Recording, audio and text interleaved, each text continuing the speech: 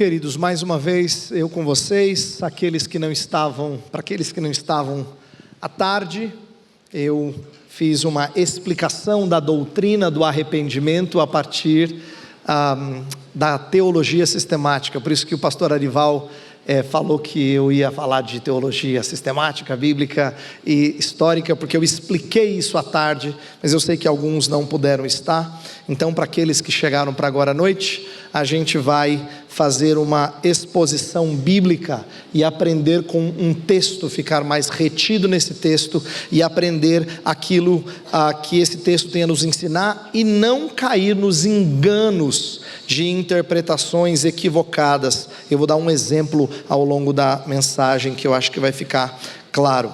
Mas eu, acompanhando o que estava acontecendo aqui na conferência mesmo de longe, eu soube ontem que o pastor Paulo Júnior roubou o texto que eu ia pregar. Então eu falei assim, vou ter que pregar o mesmo texto, para mostrar que a palavra de Deus é rica, é eficaz, tem coisa para a gente aprender sempre, não é? Eu quero ler com vocês o Salmo 51. Salmo 51 é tido por muitos estudiosos como sendo o exemplo o modelo mais significativo de arrependimento em todo o Antigo Testamento. Então ele é um texto que frequentemente é utilizado como exemplo mesmo, como modelo do que significa se arrepender genuinamente. E como a gente falou hoje à tarde sobre como a boa teologia nos ajuda a dar parâmetros para a gente discernir o que é genuíno daquilo que é falso, agora a gente vai ver um exemplo, o exemplo da vida de Davi nas palavras que ele escreveu lá no Salmo 51. Então eu peço que você acompanhe a leitura que eu vou fazer e depois nós vamos pedir a bênção de Deus mais uma vez. Salmo 51 inicia assim: ao mestre de canto, salmo de Davi, quando o profeta Natã veio ter com ele, depois de haver ele possuído Batseba. Compadece-te de mim, ó Deus, segundo a tua benignidade, e segundo a multidão das tuas misericórdias, apaga as minhas transgressões. Lava-me completamente da minha iniquidade e purifica-me do meu pecado, pois eu conheço as minhas transgressões, e o meu pecado está sempre diante de mim. Pequei contra ti somente, e fiz o que é mal perante os teus olhos, de maneira que serás tido por justo no teu falar, e puro no teu julgar. Eu nasci na iniquidade, e em pecado me concebeu minha mãe. Eis que te comprases na verdade no íntimo, e no recôndito me fazes conhecer a sabedoria. Purifica-me com hisopo e ficarei limpo, lava-me e ficarei mais alvo que a neve. Faze-me ouvir júbilo e alegria, para que exultem os ossos que esmagaste. Esconde o rosto dos meus pecados e apaga todas as minhas iniquidades.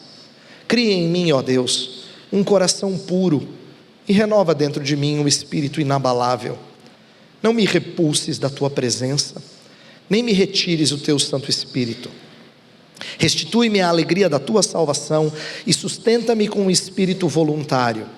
Então ensinarei aos transgressores os teus caminhos, e os pecadores se converterão a ti.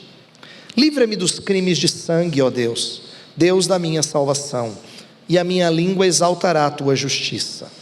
Abre, Senhor, os meus lábios, e a minha boca manifestará os teus louvores. Pois não te comprases em sacrifícios, do contrário, eu te os daria. E não te agradas de holocaustos. Sacrifícios agradáveis a Deus são o espírito quebrantado, coração compungido e contrito não o desprezarás, ó Deus. Faze bem a Sião, segundo a tua boa vontade. Edifica os muros de Jerusalém. Então te agradarás dos sacrifícios de justiça, dos holocaustos e das ofertas queimadas, e sobre o teu altar se oferecerão novilhos. Vamos orar.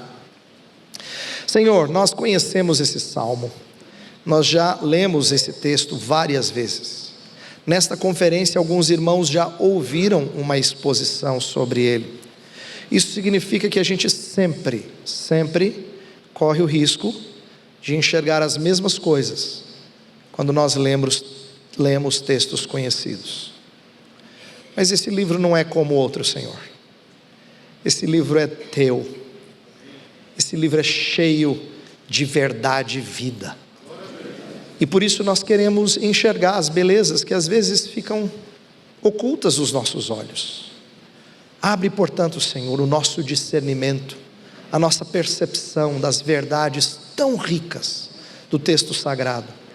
Ajuda-me para que eu seja fiel na minha explicação e claro, e abençoa os meus irmãos, dispondo o coração deles, para que eles recebam esta palavra como algo que entra profundamente para transformar nossas percepções, nossos amores, nossa devoção a Ti. Nós oramos no nome santo de Jesus. Amém. Irmãos, eu disse à tarde e vou repetir aqui que arrependimento não é uma coisa simples. Todos os cristãos têm dificuldade na prática do arrependimento. A gente foge do seu processo doloroso. Não é incomum a gente chamar os nossos pecados de algo menos feio do que ele é. Você já percebeu que se eu guardo dinheiro, eu sou econômico, se o outro guarda, ele é mão de vaca, né? Se eu não dou uma bronca nos meus filhos quando eu faço bagunça, é porque eu sou paciente, se outro não faz, é pamonha.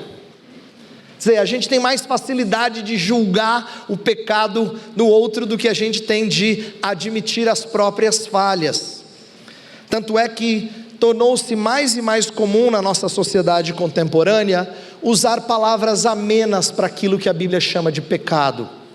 A gente fala assim: esse é um mau hábito que eu preciso cortar. Mau hábito é mais leve. Ou a gente fala assim: fulano tem um comportamento disfuncional. É chique, tem até respaldo profissional para você falar de comportamento disfuncional, mas ele esvazia o pecado da ofensa a Deus, do seu elemento moral e vertical. Comportamento disfuncional é só isso aqui, ó. É só eu e você, entende?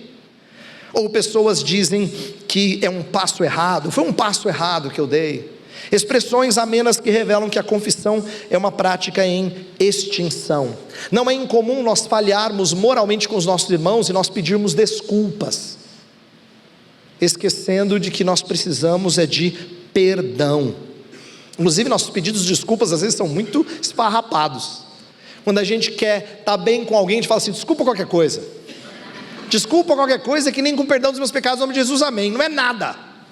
Você não confessou nada. Você só repetiu uma frase que você ouviu outros falarem.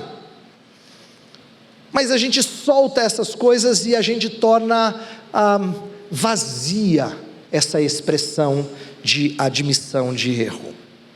Nós precisamos aprender com os servos como Daniel. Quando Daniel ora no capítulo 9, que oração!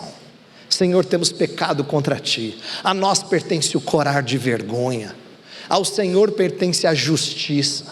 O Senhor podia nos amassar, mas Ele vem: Senhor, compadece-te de nós, não por causa de nós mesmos, mas porque ela é a Tua cidade, chamada pelo Teu nome. Mas ele fala, ele rasga o seu coração e fala com Deus dos pecados do povo com muita clareza. Então, o que eu estou tentando mostrar é que nós temos uma dificuldade, em nossos dias ela parece ter sido acentuada, de fazer sempre uma defesa. Paul Tripp, num devocional sobre o Salmo 51, diz que a teologia por trás da defesa é que o meu maior problema está fora de mim, antes do que dentro de mim. Ao argumentar dessa forma, ele diz: eu estou dizendo a mim mesmo que eu não preciso de fato ser resgatado pela misericórdia do Senhor. Quando o problema é circunstancial, quando ele está fora de mim, eu não preciso de redenção, eu preciso de ajustar as coisas. A gente percebe como muitas pessoas têm dificuldade de se arrepender. Eu disse na parte da tarde que arrependimento deve ser algo habitual. Por quê? Porque revela a nossa necessidade de marcar uma vida com arrependimento, mas também porque a gente precisa aprender como viver de forma contrita. Então o meu objetivo nesta mensagem é refletir sobre a natureza, sobre a prática do arrependimento, mas não só para nós aprendermos, mas para nós termos como conduzir outras pessoas ao genuíno arrependimento. Pensa em pessoas a quem Deus tem dado a graça de você aconselhar, você encorajar, gente com quem você tem andado, discipulado. Como é que essa pessoa deve ser conduzida ao genuíno arrependimento? Eu quero que você olhe para essa passagem como sendo útil para você, primeiramente, mas também para aqueles a quem você tem servido. Já deve ter sido bem explorado aqui em outras mensagens. Eu mencionei brevemente como os termos da Escritura que lidam com arrependimento falam muito de mudança de rumo, tanto os termos hebraicos quanto os termos gregos. E talvez uma boa ilustração disso seja a parábola do filho pródigo, que é tão conhecida e tão querida para a gente, porque esse filho, ele é despertado da sua tolice. O texto fala assim, caindo em si, aí ele vai e toma uma atitude, ele começa a sua dolorosa viagem de volta ao lar. Nesse sentido ele está retornando, ele está se arrependendo. A história, ela encarna a ideia do que é o arrependimento. E aqui, a gente vê que o arrependimento não é só uma tristeza que deixa a gente onde a gente está, ela nos faz voltar para os caminhos corretos. A gente volta aos nossos sentidos. O filho pródigo, no começo da história, disse, me dá a minha herança. No final da história, ele pede assim, trata-me como um dos teus servos. Ele experimentou genuíno arrependimento. Eu vou expor esse texto do Salmo 51, sabendo que é possível que eu repita coisas que o pastor Paulo Júnior já falou. E eu não me preocupo com isso. Esse é o texto clássico de arrependimento e eu não podia deixar de explorá-lo. Inclusive, eu sei que a estrutura que eu vou usar, ela é parecida com a dele. É provável que a gente leu algumas das mesmas fontes. Não tem problema. Eu quero crer que nos detalhes, nas ênfases, a gente vai ver muita coisa distinta, o que mostra a riqueza da palavra de Deus. Inclusive, entre os puritanos no século 17, era muito comum eles fazerem as conferências de profecias, eles chamavam. Tinha nada a ver com dar profetada não, tá? Para os puritanos, as conferências de profecias eram escolher um texto e as pessoas pregavam sobre o mesmo texto. E os que pregavam depois ouviam, para que eles fossem, mais uma vez, fortalecidos da riqueza da palavra de Deus. Não só expondo aquele texto, mas sendo agraciado por outros que o pregavam. Então, o que a gente vai mostrar aqui nesse salmo é como Deus trabalha na vida de Davi uma mudança de mente, com respeito ao seu pecado, com respeito ao ego e com respeito ao próprio Deus. Mas eu quero lembrar você brevemente a história que conduziu a esse salmo. O texto, o cabeçalho do Salmo 51 deixa bem claro que o contexto foi o seu pecado com Batseba. Então vamos lembrar aqui em como Davi multiplicou os pecados em ordem progressiva. O texto lá em 2 Samuel capítulo 11, que começa essa narrativa, diz que ele primeiro cobiçou, depois ele se informou sobre ela. Olha como o pecado está crescendo. Depois ele a chama para os seus aposentos e adultera com ela. Quando ela fica grávida, ele tenta encobrir o pecado, trazendo o marido da batalha, e ele o presenteia e o manda para casa, como quem diz, ele vai se deitar com a sua esposa, depois vão descobrir que está grávida, ele nem vai fazer as contas, vai dizer, é meu esse menino. Mas o soldado recusa, ele diz, imagina, os meus colegas estão lá na batalha, eu vou me aproveitar, me deleitar com a minha esposa, nada disso, vou me simpatizar com eles. Lascou com o plano de Davi. Mas Davi não ia se contentar com isso. Ele tenta uma segunda vez o embebedando. Mesmo assim, Urias não se deita com a sua esposa, porque nada tinha funcionado. Ele ordena a morte do seu soldado quando o coloca na frente de batalha. Essa história mostra o que um homem segundo o coração de Deus é capaz de fazer quando o pecado toma o seu coração. Eu faço questão de enfatizar essa expressão tão bonita de Davi, porque ele não era um cara sujo do jeito que você está pensando. Eu sei que ele fez coisas muito sujas, mas a Bíblia fala belamente de quem ele era, um homem segundo o coração de Deus, que escreveu algumas das músicas que a gente mais ama cantar, poesias que a gente ama ler, que mexem com o nosso coração, e no entanto ele foi capaz de multiplicar pecados assim. Sabe, Davi estava tão embriagado com o pecado, com a sua cobiça, com a sua concupiscência, que ele tinha menos juízo do que Urias cheio de álcool. Não é impressionante? Urias embriagado com álcool tem mais juízo do que Davi sóbrio. Isso mostra como o pecado é capaz de perverter o coração daquele que deu vazão a ele. Mas eu não estou aqui só para jogar pedra em Davi. Eu quero que você entenda que esse salmo é um dos maiores presentes que Davi nos legou. Por quê? Porque ele entende que esse salmo e a sua história é um instrumento de ensino para outras pessoas. Olha o que ele diz no versículo 13: então ensinarei aos transgressores os teus caminhos, e os pecadores se converterão a ti. Ele tem ciência de que a vida dele, e o testemunho dele, e a poesia dele é para o benefício de outras pessoas. Então, pensa comigo, o fato desse salmo ter sido entregue ao mestre de canto, para que ele fosse cantado pela congregação, significa que Davi está mais interessado no testemunho do que na sua reputação. Ele não titubeia em se envergonhar. Queridos, essa é a poesia feita de quem sabia da sua sujeira, e ele entregou para ser cantado pela igreja, tá? Para ser cantado pela igreja de Cristo, porque ele quer que os irmãos aprendam o que significa um coração contrito e arrependido, que Deus não despreza.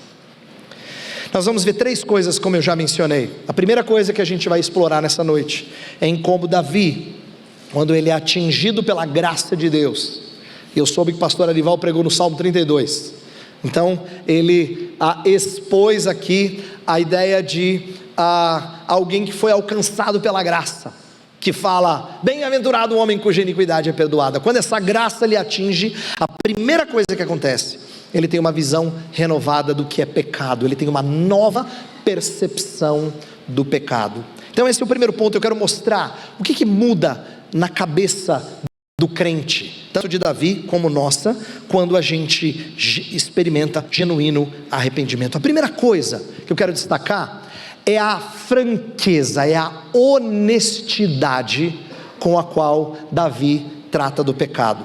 Sabe, no hebraico é muito comum você repetir palavras e conceitos para você promover o chamado paralelismo nos salmos.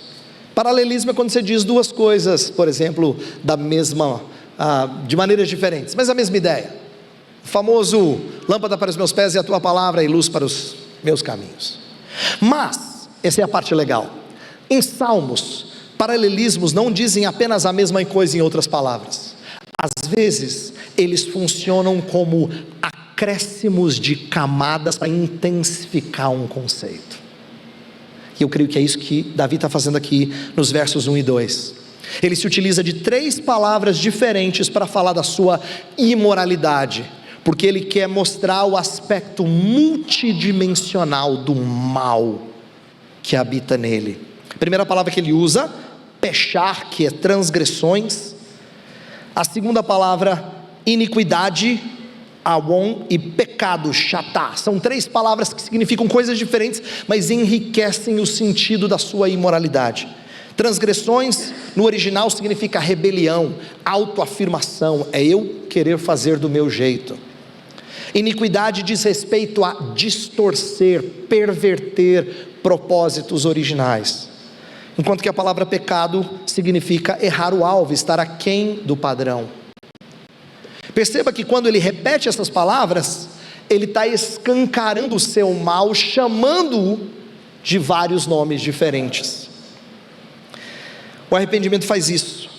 Ele faz a gente ser mais honesto acerca da nossa miséria. E como isso é importante para a gente ter para a gente experimentar a misericórdia mesmo. A gente precisa escancarar o nosso pecado para que a gente busque misericórdia. Porque o pecado, ele é no seu DNA, ele tem engano. Então é por isso que ele sempre promove uma leitura diferente das coisas. Você é criticado, você diz, sim, mas é verdade que eu tropecei, só que você tem que considerar. E com isso ele está sempre promovendo algum grau de engano. O pecado sempre se apresenta fantasiado, por assim dizer. Então o que o arrependimento faz? Ele desnuda o pecado e o apresenta como ele é. Ele desmascara as nossas hipocrisias e desculpas para a gente enfrentar o pecado com honestidade. Então a primeira coisa que tem que acontecer é que a gente não pode embrulhar aquilo que é podre com um papel de presente, dando tom de beleza àquilo que é feio. A gente precisa tratar o pecado de maneira honesta. A segunda coisa que a gente vê Davi fazendo aqui, que é ensinamento para nós também, é que ele trata pecado com profundidade.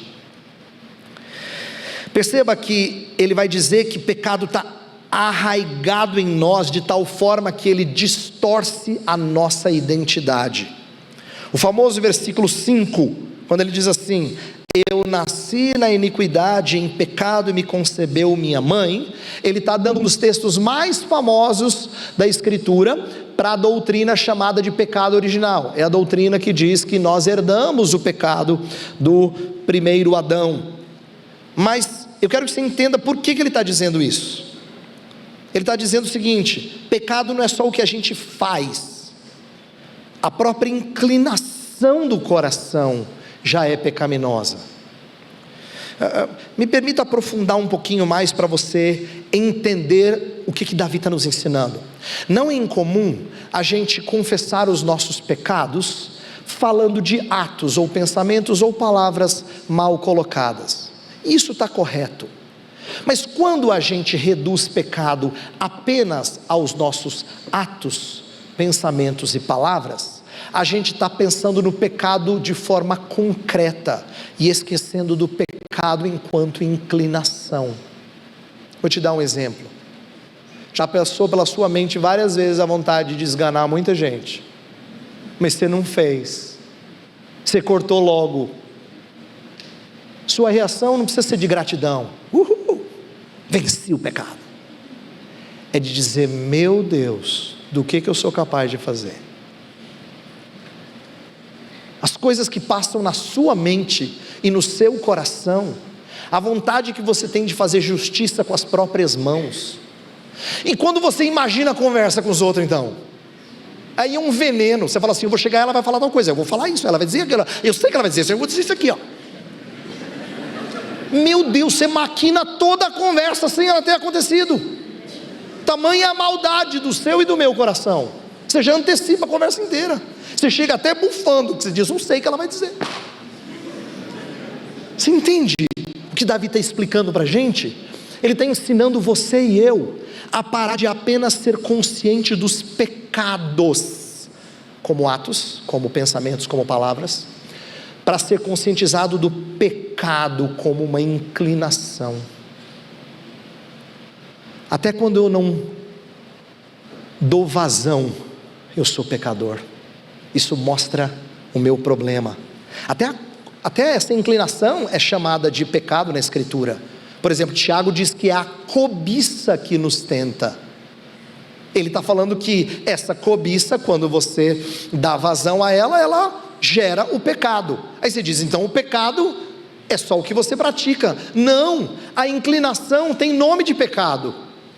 Ela foi chamada de cobiça, para você entender que a própria inclinação é pecaminosa.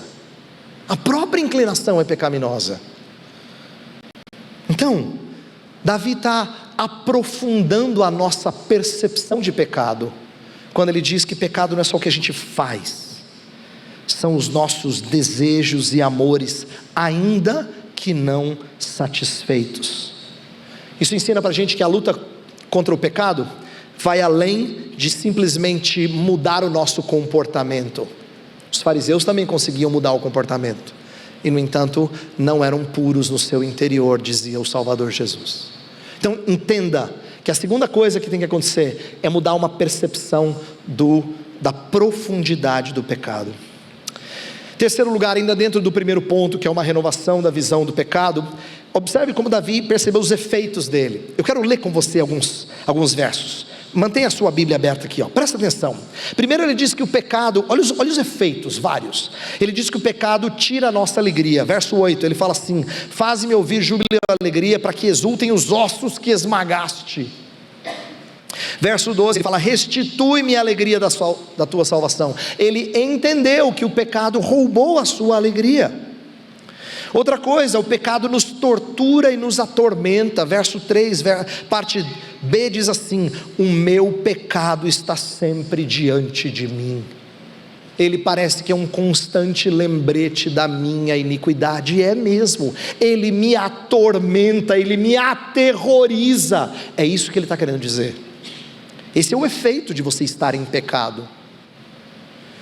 No verso 4 ele diz que o pecado enche o coração dele de medo e de incertezas. Verso 4 ele fala assim: pequei contra ti somente, fiz o que é mal perante os teus olhos, de maneira que serás tido por justo no teu falar e puro no teu julgar. Ele não sabe como Deus vai julgá-lo, tanto não sabe que, olha o que ele pede no verso 11: não me repulses da tua presença, nem me retires o teu Santo Espírito. Ele está com medo das consequências, porque ele sabe que o pecado faz isso. Ele enche o nosso coração de medo e incertezas. E o pecado também macula a nossa adoração. No verso 16 ele diz assim: pois não te comprases em sacrifícios, do contrário eu te os daria, e não te agradas de holocaustos. Por que ele colocou aqui sacrifício no meio? É para dizer: eu vou adorar com o coração todo sujo, e aí a minha adoração ela é contaminada. E a Escritura fala bastante disso. Isaías capítulo 1, por exemplo, explorou isso exaustivamente, a ideia de que pecado associado à adoração é repulsivo diante de Deus. Então Davi está elencando várias coisas, vários efeitos que o pecado traz, e isso é dito em outros salmos. O salmo que o pastor Arival pregou fala que o pecado tira o nosso vigor.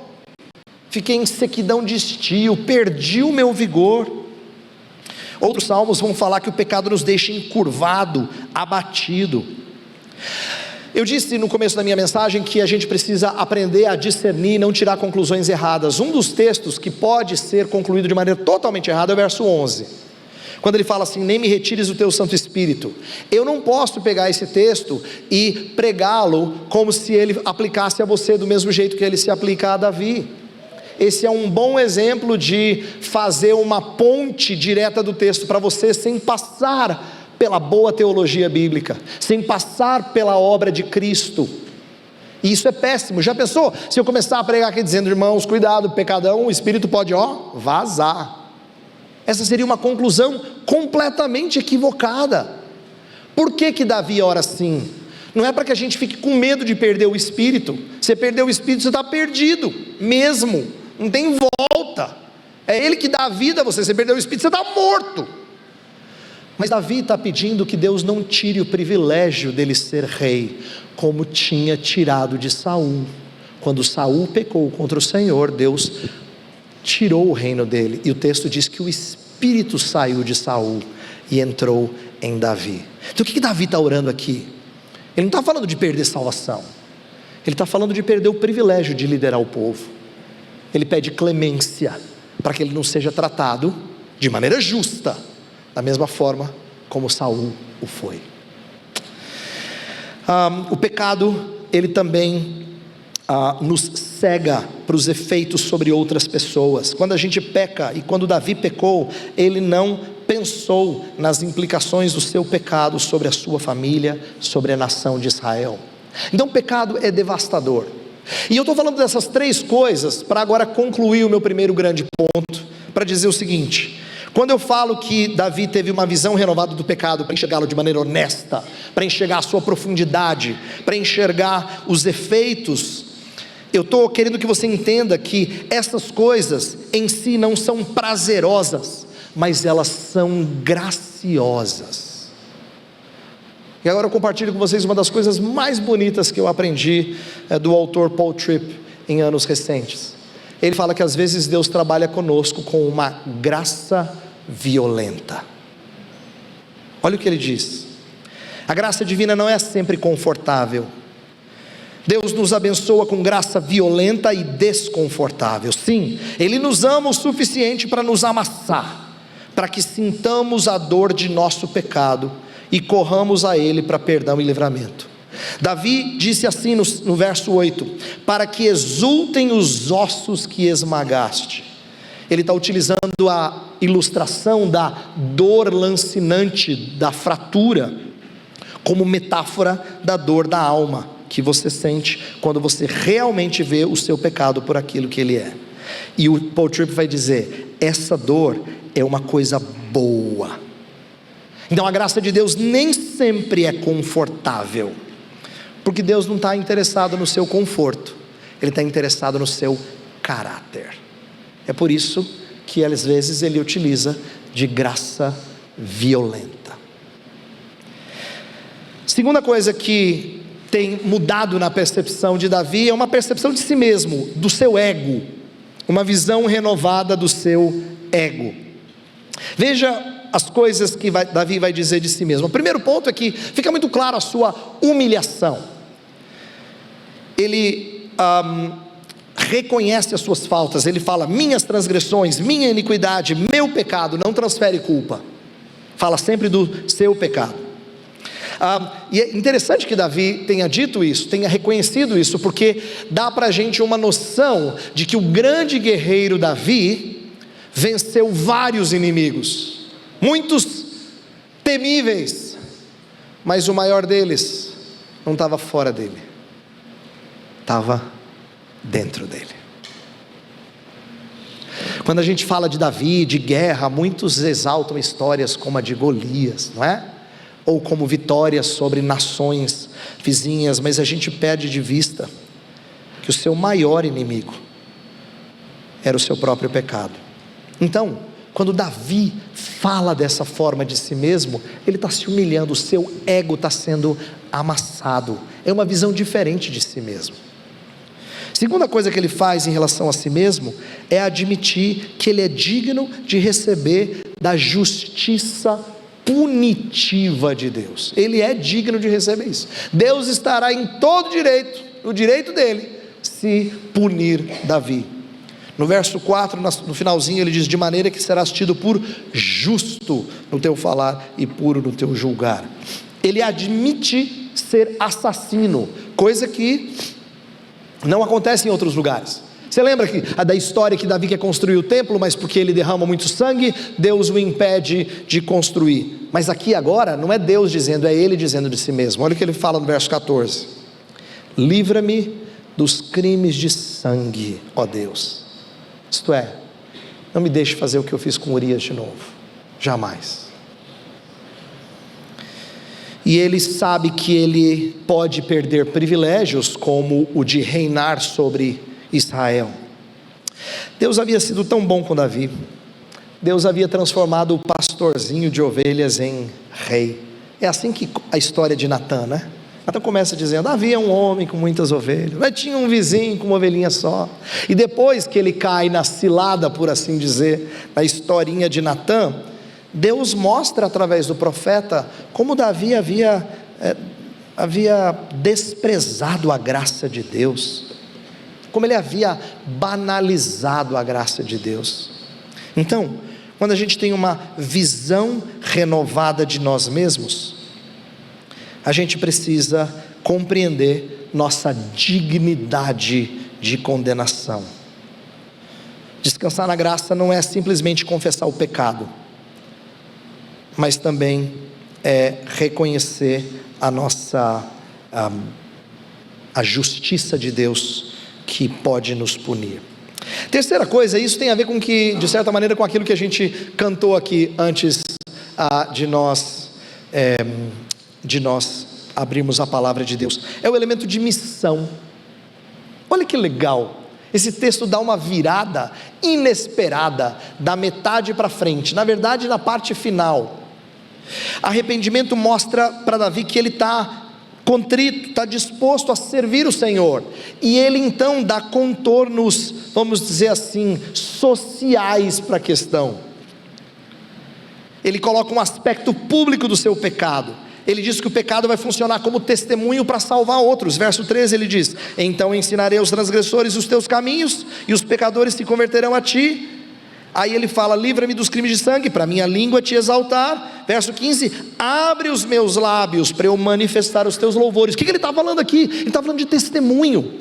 Ele quer ter sua vida renovada para que seja testemunho, ainda que isso envolva se submeter ao escrutínio de outros. Então, ele não está falando isso que ele está barganhando com Deus, como que diz: Senhor, me perdoa que eu viro missionário. Não é isso que ele está falando. Ele não está barganhando com Deus, mas ele está reconhecendo que a graça de Deus não pode deixar de ser anunciada. Eu queria que você entendesse isso, que a graça de Deus sobre a sua vida não pode ficar sem ser contada. Você não foi feito para ser servo silente, criado mudo, tá? Você foi feito para ser servo falante, para anunciar as virtudes daquele que te tirou das trevas para a sua maravilhosa luz. Portanto, uma das formas da gente estar pronto para a missão é a gente ser alvo da graça de Deus. A gente está tão acostumado a pensar que estar preparado é fazer curso A, B, C, e a gente se esquece do principal pré-requisito: eu experimentei dessa graça. Eu experimentei. Davi está falando assim: Senhor, me livra para que eu fale, me limpa para que eu seja a voz do Senhor para essas pessoas. Eu quero da tua graça não só para o meu proveito, eu quero para o proveito dos outros. Ele entende a sua missão. Eu quero que você valorize isso e ame essa percepção de Davi, de agora ser instrumento do testemunho. Eu disse que o pecado, o arrependimento, melhor dizendo, ele traz uma visão renovada do pecado, ele traz uma visão renovada do nosso ego, mas por último, ele traz uma visão renovada do próprio Deus. E agora eu quero destacar algumas coisas belas de Deus que estão nesse texto. Primeira coisa é o fato dele ser chamado de puro, que é uma designação comum no Antigo Testamento. Abacuque fala assim: tu és tão puro de olhos que não podes ver o mal. No verso 4 ele diz que Deus será justo no seu falar e puro no seu julgar. No verso 11 ele fala: não me repulses da tua presença. Por quê? Porque ele é puro, e diante de Deus não pode ficar aquele que é pecador. Então, ele não fala dessas coisas com terror, ele fala dessas coisas com honra. E é por isso que Davi, num dos versos mais conhecidos do Salmo 51, vai citar as famosas palavras: pequei contra ti somente. Davi não está negligenciando as implicações horizontais do seu pecado. Ele sabe que ele pecou contra Batseba, que ele pecou contra Urias, que ele pecou contra Israel, contra o seu general, fazendo o cara fazer aquilo que é mal. Ele pecou contra muita gente, é fato. Mas o que Davi entendeu é que o pecado é a quebra do relacionamento que norteia tudo que eu faço. De tal forma que todo pecado, querido, todo pecado, não importa se é contra um familiar, um amigo, todo pecado, ele é contra Deus. Primariamente contra Deus. Todo pecado é vertical. Ele tem implicações horizontais, mas ele é vertical. Ele é uma ofensa primeiramente a Deus. Por quê? Porque ele toma aquilo que é de Deus e ele distorce para propósitos que desonram a Deus. Um dos textos que para mim deixa isso mais claro é Ezequiel 16. Ezequiel 16 é um texto assim que não é muito fácil de ler na liturgia quando criança pequena está na igreja, porque diz que esse bebê nasceu, foi desprezado pelos pais, foi jogado no seu sangue, foi recolhido por um homem amável e cuidado. Esse bebê cresceu, era uma moça, seus seios se desenvolveram, ela ficou linda. Ela ficou tão linda, por quê? Por causa da beleza que ele colocou nela. Ele fez ela linda, ele colocou a beleza, a riqueza, os aromas que ele tinha à disposição para ela. Só que ela se entregou para outros. E aí o texto começa a usar de linguagem bem gráfica sobre a maneira como ela se mostra uma mulher vulgar, se entregando, tudo como uma metáfora daquilo que Israel havia feito. Por que eu acho que esse texto é forte e ao mesmo tempo didático? Porque a feiura do pecado está em tomar os presentes recebidos do marido e usar contra ele. Por isso que todo pecado é contra Deus, porque qualquer coisa que você faça que fira alguém criado à imagem e semelhança de Deus é tomar o que é de Deus e usar contra ele. Todo pecado, portanto, é eminentemente vertical. Deus fez todas as pessoas para a sua própria glória, e Davi sabia que tinha tomado Batseba para a glória dele. É nesse sentido que ele diz: pequei contra ti somente. O pecado é, na sua essência, contra o Senhor. Ele enxerga Deus como puro, sabe? Ele consegue apreciar isso, mas ele também enxerga Deus como perdoador. Ele ressalta o amor leal de Deus. No versículo 1 ele fala: compadece-te de mim, ó Deus, segundo a tua benignidade. A palavra benignidade traduz um dos adjetivos mais amados de todo o Antigo Testamento.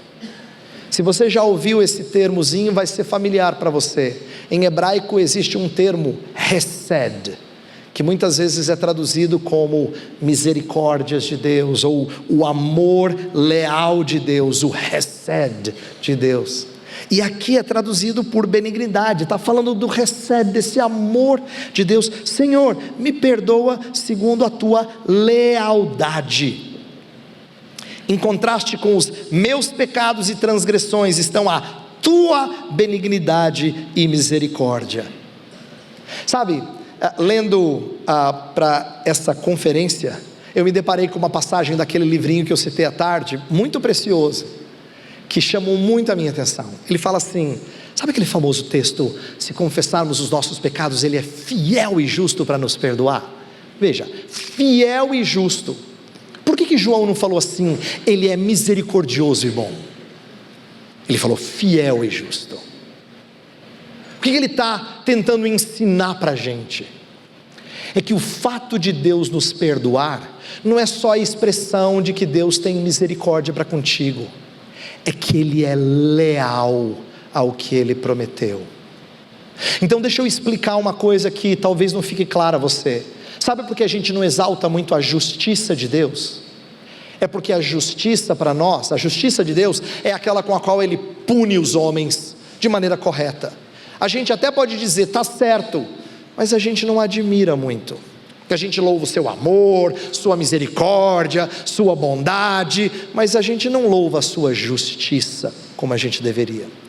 Mas João ensina para a gente assim, Ele é fiel e justo. Por quê?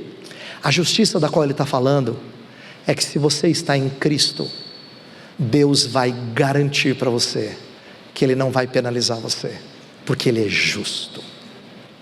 Ele não vai pesar sobre você aquilo que é indevido. Por quê? Porque Ele é justo.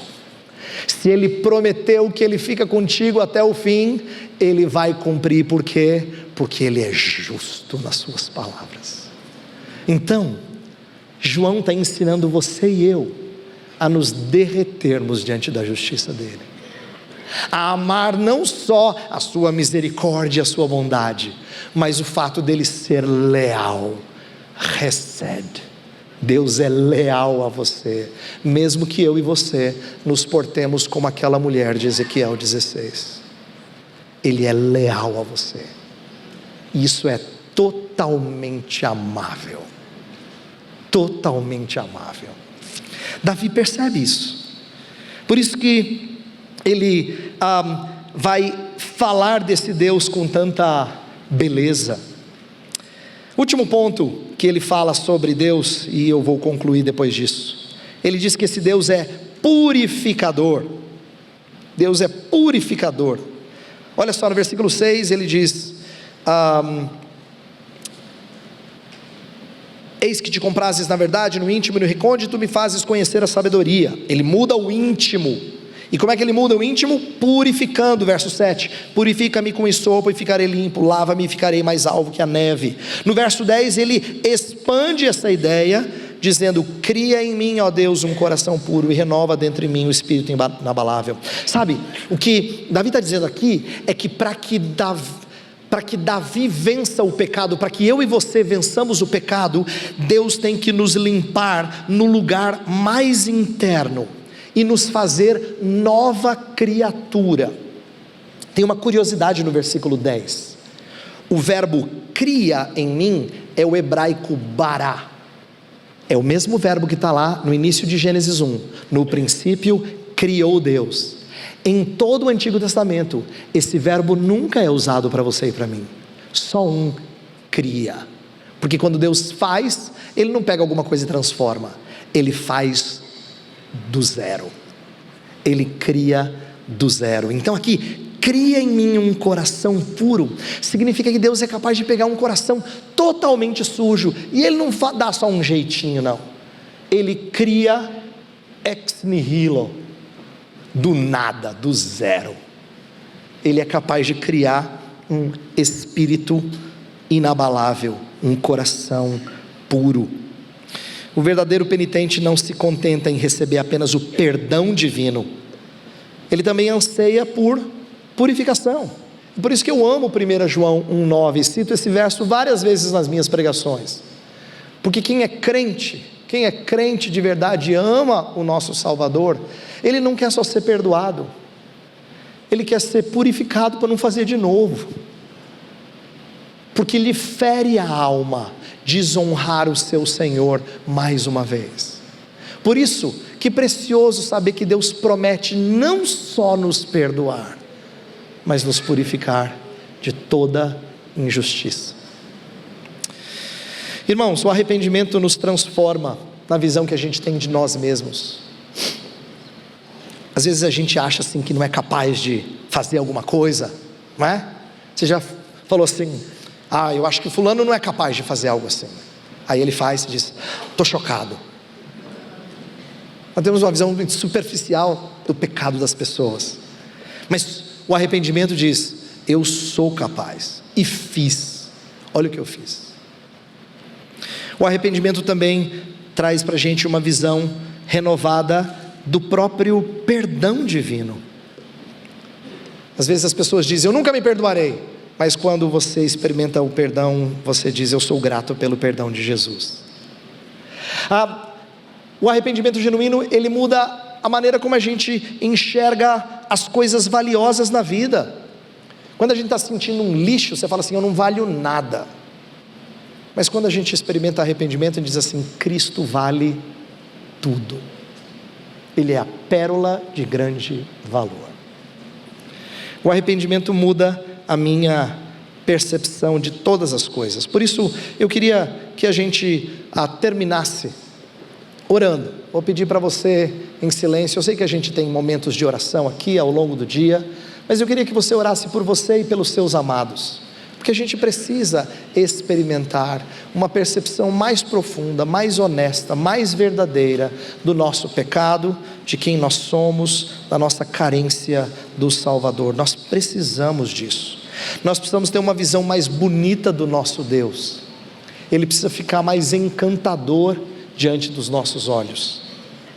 Então eu quero levar você e vou junto contigo orar para que Deus nos abençoe com arrependimento profundo, renovador, restaurador, tá bom? Vamos orar silenciosamente. Depois de alguns instantes, eu vou conduzi-los em oração.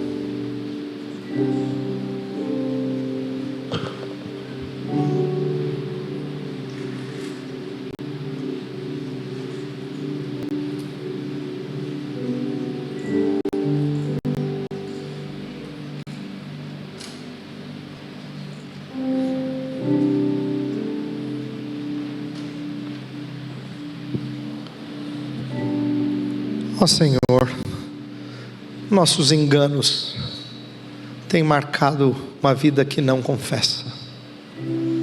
Nós às vezes falamos dos nossos erros sem usar as palavras que eles merecem. As desculpas, o senso de autojustiça, as palavras mais leves mostram que com frequência o nosso coração não está genuinamente arrependido. Senhor, isso é repugnante aos teus olhos, porque é embelezar aquilo que é feio. Nossa oração hoje à noite é que o Senhor não permita que a gente faça isso. Livra-nos de chamar de nomes suaves aquilo que é tão ofensivo ao Senhor. Constrange o nosso coração, aperta a nossa alma, para que tenhamos a coragem de admitir as feiuras dos nossos pecados e chamá-los pelo que eles são. Senhor, pecado não é só aquilo que nós fazemos, é a própria inclinação da nossa alma, que parece nunca ir embora. Quantos de nós já não oraram para serem libertos de certos pecados e de certos desejos e sentem que não andaram? A presença do pecado continua um lembrete de que nós carecemos de total redenção. Ó Senhor, nós somos tão carentes de Ti, a nossa sujeira nos envergonha. Pedimos nessa noite que o Senhor de fato promova quebrantamento verdadeiro, quebrantamento de quem se entristece consigo, com as formas menos honestas de admitir o seu erro. Faz-nos confessar nossas faltas, falar contigo e expor nossas mazelas, mas não faz isso para que nós nos sintamos quebrados e no pó, mas levanta o nosso espírito, dá-nos o perdão que nos restaura e nos alivia a alma. Senhor, nossa alma está em sequidão de estio, sacia a nossa sede, Senhor, sacia a nossa sede. Vem encher-nos da Tua graça, de uma visão tão bela de Ti, para que arrependimento seja fruto de quem enxergou o Senhor em toda a sua glória. Queremos ser Teu povo que confessa o Teu nome, mas para isso nós precisamos abandonar nossos ídolos, nossos gostos pecaminosos, nossos hábitos maus, aquilo que os nossos olhos veem, que nossa língua fala, que nossa mente pensa, os lugares para onde os nossos pés andam. Tudo isso, Senhor, revela as nossas disposições más. Então nós pedimos nesta noite que o Senhor ajude a cada um, independente da sua luta, a reconhecer suas faltas verdadeiramente, a quebrantar-se diante de Ti e a experimentar da doçura do teu amor leal. Senhor, como é gostoso estarmos unidos a Ti. Como é gostoso, Senhor, estarmos comprometidos contigo como noiva do Cordeiro. O noivo é totalmente belo, ele é íntegro, ele é puro, e ele derrama o seu sangue para que a sua noiva suja seja purificada. Nossa alegria, Senhor, em saber que nossa confissão hoje não vai permanecer para sempre. Um dia nós vamos parar de confessar os nossos pecados. Um dia nós vamos experimentar a limpeza plena, e nós teremos apenas a alegria de desfrutar da brancura, da pureza de nossa nova vida. Então nós ansiamos por esse dia. Por isso nós clamamos: Maranata, vem Senhor Jesus. Termina aquilo que o Senhor começou em nós. Não só nos perdoa, mas nos purifica, para que sejamos belos à medida que refletimos da Tua beleza. Nós pedimos isso no precioso nome de Jesus, o nosso amado Salvador. Amém.